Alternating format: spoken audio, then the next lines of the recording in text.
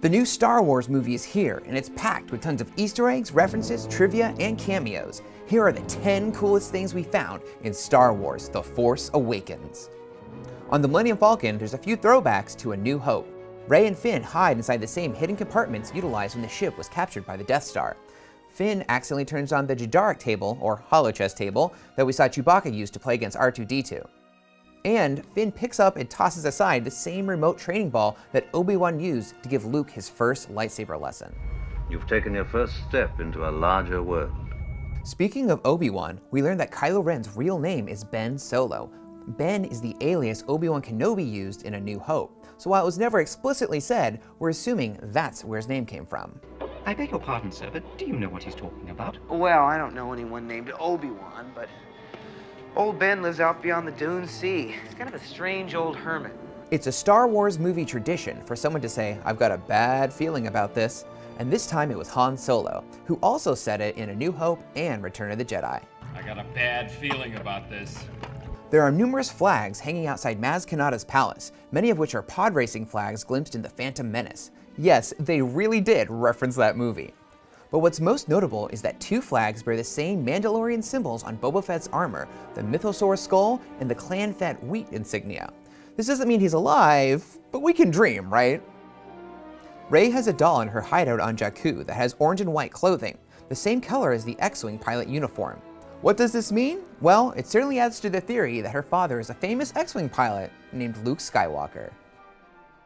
When she first encounters BB-8, Rey mentions a place called Kelvin Ridge. Kelvin is the name of director J.J. Abrams' grandfather, whose name he sneaks into nearly all of his projects. You might remember in his first Star Trek movie, the starship in the opening scene was the USS Kelvin.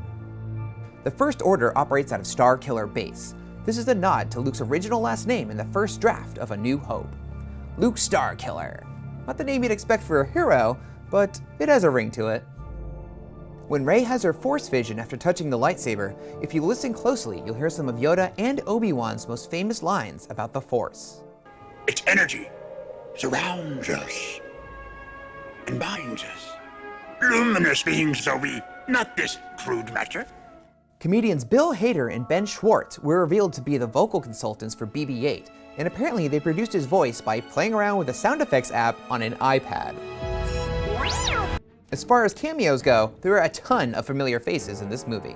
Simon Pegg plays Unkar Plutt, the ugly junk dealer who keeps stiffing Rey on rations. Jessica Henwick, who plays Nymeria Sand in Game of Thrones, is an X-Wing pilot. Billie Lourd, the daughter of Princess Leia actress Carrie Fisher, plays Lieutenant Connix. She can be seen in the Resistance Command Center sporting a hairstyle not unlike Leia's signature side hair buns. Also in the Resistance Command Center is Ken Leung. He played Miles on Lost. Greg Grunberg is a childhood friend of J.J. Abrams and has appeared in many of his projects. He plays the bearded X-Wing pilot Snap Wexley. What a name. Dr. Colonia, the person who tends to Chewbacca's wounds, is played by Harriet Walter of Downton Abbey fame.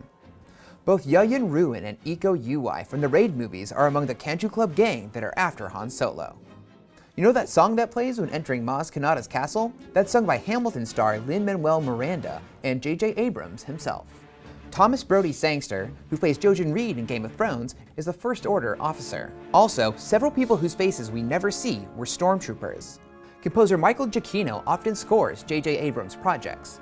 But because those duties obviously went to John Williams this time around, he got to cameo as the stormtrooper that delivers Poe Dameron to Kylo Ren. Radiohead producer Nigel Godrich was also a stormtrooper, but we don't know which one.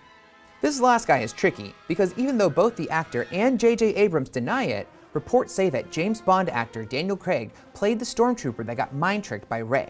Apparently, this is not the cameo you were looking for. J.J. Abrams said there are a lot of famous stormtroopers in the movie, so there might be even more cameos than that. Even Tom Cruise was rumored to be one of the actors under the white armor.